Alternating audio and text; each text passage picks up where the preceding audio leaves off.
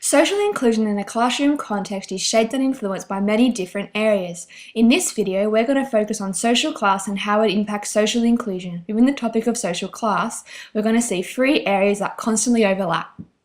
These areas are called social and cultural capital, habitus, and transformation versus reproduction of inequality within schooling. But before we dive into these areas, let's take a good look at what social class is. It's much more than just an old-fashioned way of saying who gets to use the lifeboats in a sinking ship situation. Barry, Elson and Game define social class as a segment of the population distinguished from others by similarities in labour market positions and property relations. The segment of the population we are placed in depends on our life chance. That is, our social mobility, education, career, healthcare and income determine our level of social class in society. This is called stratification, and all societies have this process, and it leaks into our educational system. Due to this, students' ability to achieve in the classroom will be disadvantaged or advantaged depending on their social position in society, and this is partly shaped by their social and cultural capital as well as habitus.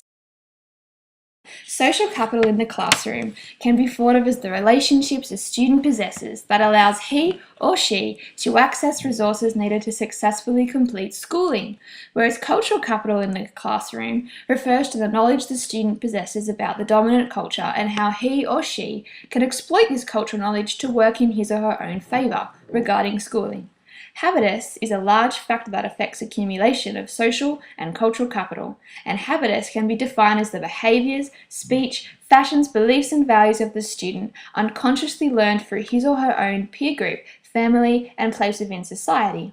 Now let's see how these areas come together regarding social class and how they can relate to social inclusion in the classroom setting. We have two students, Jen and Cho. Jen has been brought up in the richer suburbs of Sydney. She is the daughter of two happily married, tertiary educated parents, and Jen's parents have always had a high regard for her education. They've sent her to the best schools, and she aspires one day to work as a children's doctor, and she has received the marks in the highest school certificate to allow her to study this at the University of Sydney. Cho and her parents immigrated from another country 5 years ago and are living in the outer suburbs of Parramatta. Cho is the daughter of two happily married, hardworking parents. Her father works full-time in a local restaurant as a chef, and her mother is a stay-at-home mum who sometimes fills in at the restaurant as a waitress. Cho and her family spoke little English when they came to Australia.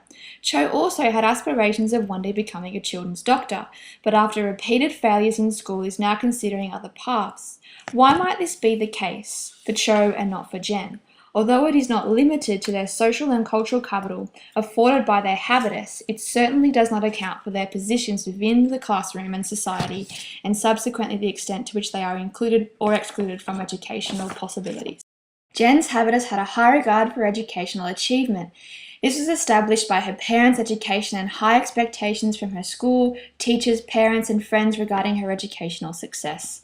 Although Jen's habitus did not determine her success, it certainly allowed her to have high levels of social and cultural capital, which equipped her with the knowledge and tools to excel in school.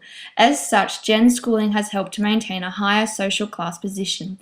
The extent to which she has been included in the classroom and education is much greater than that of Cho. Jen's habitus, social and cultural capital resonated more closely to the educational system of Australia, and this brought her a social advantage. Habitus differed because her levels of social and cultural capital were much lower than Jen's. Her difficulties with the language, her parents' income and parents' positions in society posed obstacles for Cho to develop relationships that would gain her access to valuable resources such as study groups, tutors and additional educational support.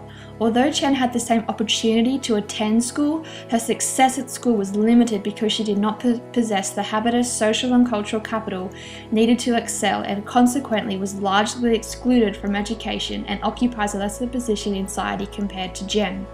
Bourdieu refers to this mismatch as the educational system demands of everyone alike that they have what it does not give.